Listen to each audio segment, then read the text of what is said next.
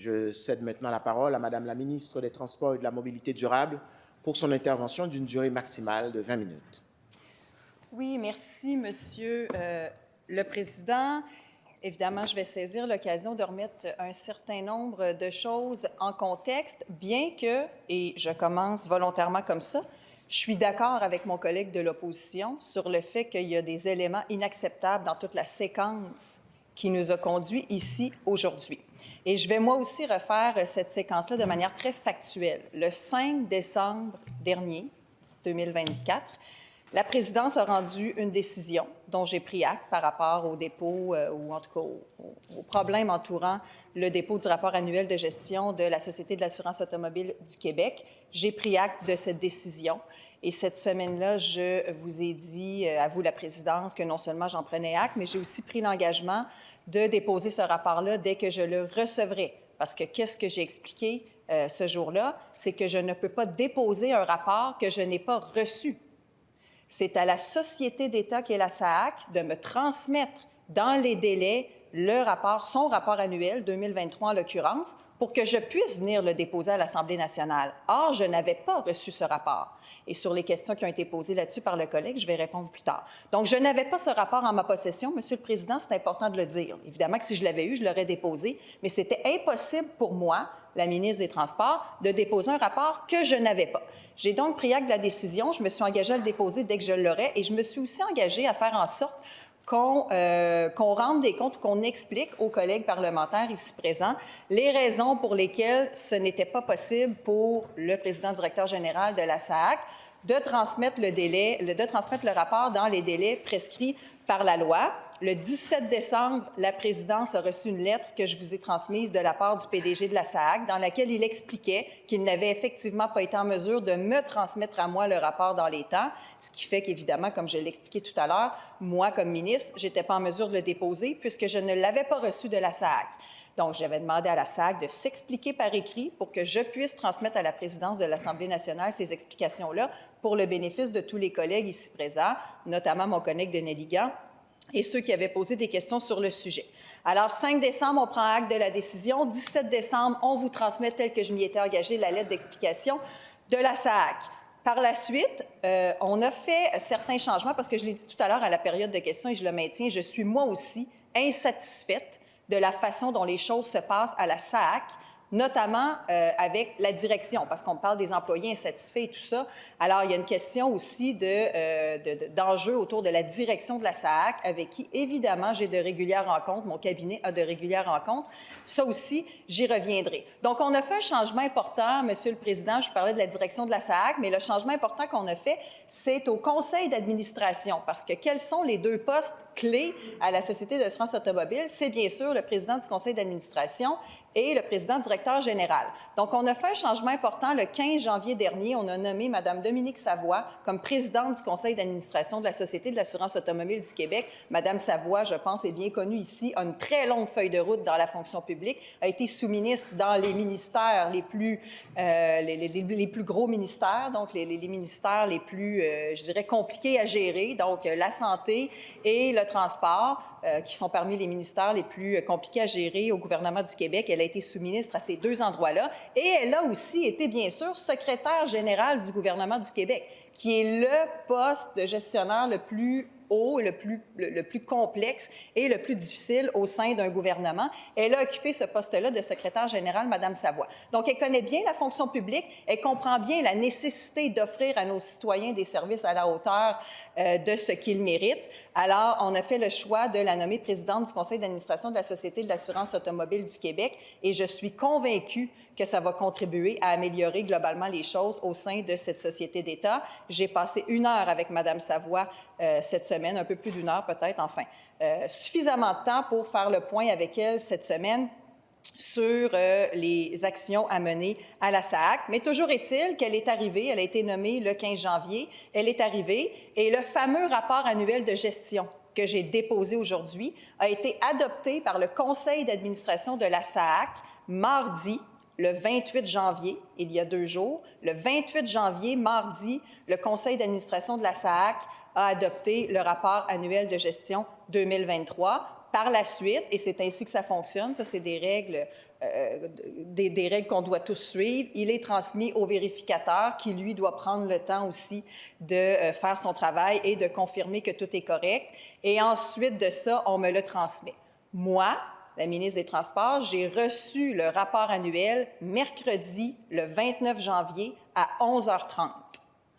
Évidemment, la période de questions était terminée à ce moment-là et la rubrique du dépôt de documents, donc ce n'était pas possible pour moi de le déposer mercredi. Je l'ai donc déposé à la première occasion suivante, soit ce matin, jeudi matin, le 30 janvier, à la rubrique du dépôt de documents. Donc, dès que j'ai eu le rapport annuel de gestion de la SAAC en ma possession, je l'ai déposé à la prochaine occasion que j'ai eue, en l'occurrence ce matin, exactement tel que je m'y étais engagée quand on s'est quitté avant Noël.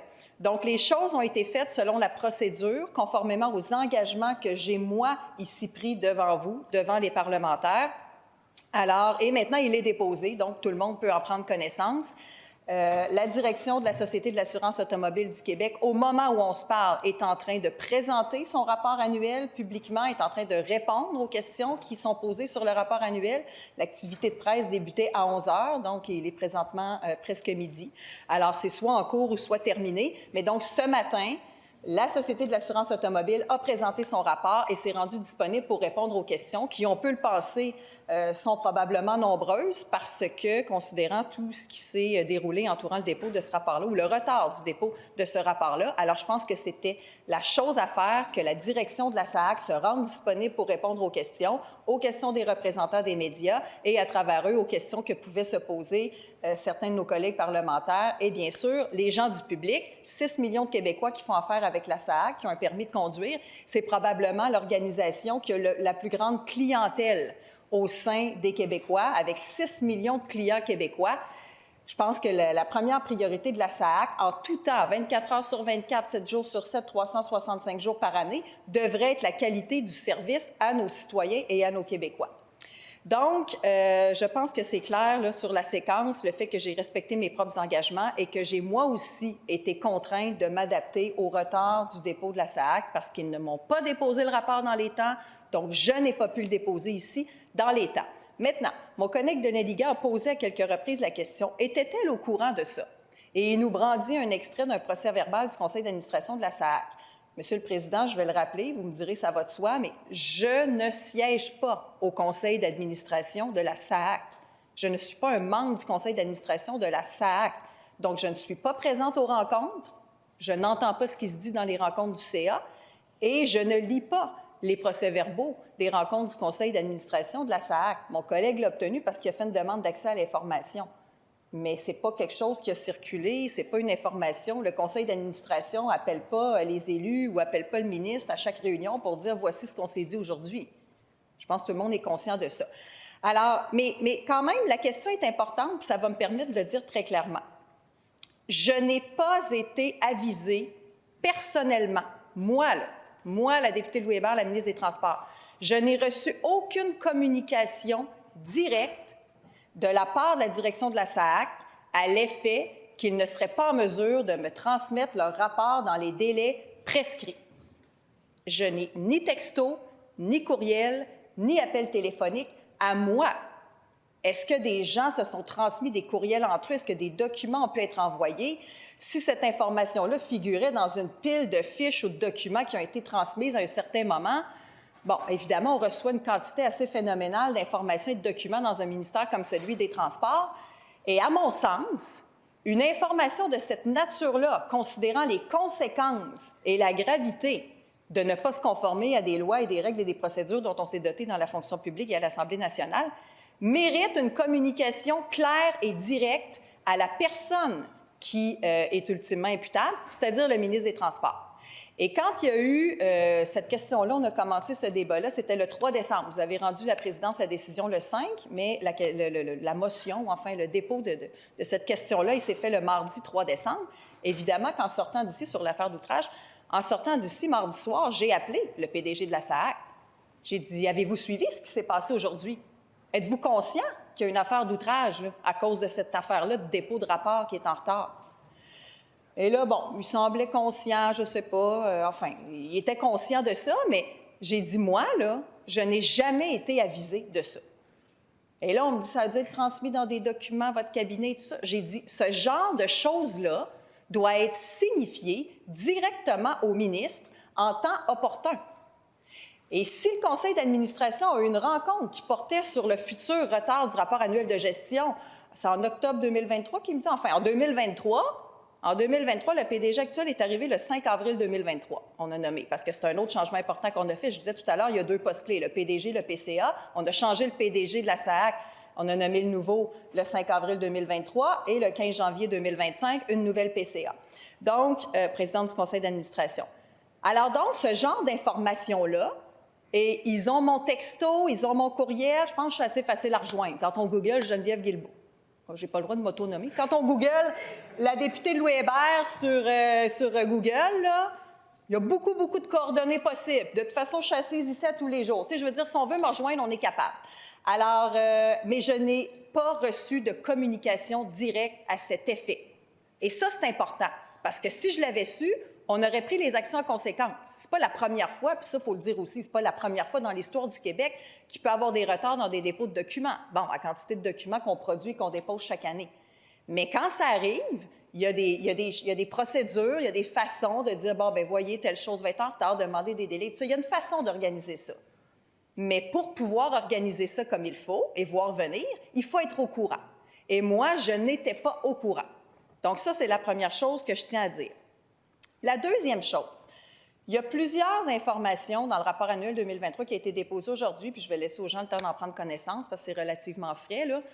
Mais il y a certaines sections, puis il y en a qui ont été nommées en exemple dans la question de mon collègue tout à l'heure, entre autres sur les plaintes et tout ça, il y a des indicateurs qui sont, dont le résultat est très négatif.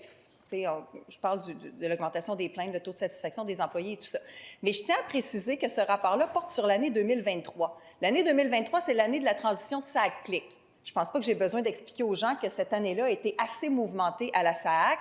Donc, est-ce que c'est surprenant de constater qu'il y a eu plus de plaintes et plus d'insatisfaction de façon générale, alors qu'on connaît tous la façon dont ça s'est déroulé, la transition de SAAC-CLIC?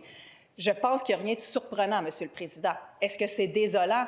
Bien sûr. Et c'est pour ça que je tiens à dire que dans le futur rapport annuel qui va porter sur l'année 2024, parce que précisons que la SAAC, elle est sur l'année civile. Son année à elle va du 1er janvier au 31 décembre, alors que nous, ici au gouvernement, on fonctionne avec une année financière qui commence le 1er avril au 31 mars. Donc, elle, quand elle fait un rapport, ça porte sur l'année du 1er janvier au 31 décembre. Le rapport d'aujourd'hui porte du 1er janvier au 31 décembre 2023. Et le prochain portera du 1er décembre au 31 décembre, du 1er janvier, pardon, au 31 décembre 2024. Et dans celui-là, on sera à même de constater, nous tous les élus ici et le public, que certains indicateurs vont s'être beaucoup améliorés. Ça, je tiens à le dire parce qu'il faut quand même aussi, tu sais, on va être factuel, il faut l'être des deux côtés, là. Oui, il y a des problèmes à la SAAC, mais il y a aussi des choses qui se sont améliorées. L'actuel PDG a fait en sorte d'améliorer plusieurs choses. Comme je l'ai dit, dans le rapport annuel 2024, on va être en mesure d'en avoir un compte-rendu.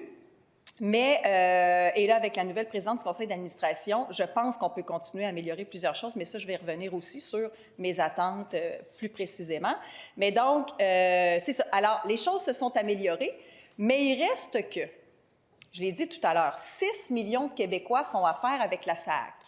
Donc, pour moi, pas seulement quand je me lève ici puis que je parle publiquement, pas seulement quand je parle aux journalistes, pas seulement dans mes rencontres privées avec eux, parce que j'ai souvent des rencontres avec la SAAC, ça va de soi, mais pour vrai, là, ma vraie opinion là-dessus, c'est que la SAAC devrait être obsédée par la qualité des services aux citoyens. Moi, je suis obsédée par le fait de me rendre utile pour les citoyens parce que je suis une élue. Je dis souvent, les gens paient nos salaires, notre travail, c'est d'être utile pour les Québécois. Bien, la SAAC, son travail, c'est d'offrir de bons services aux Québécois.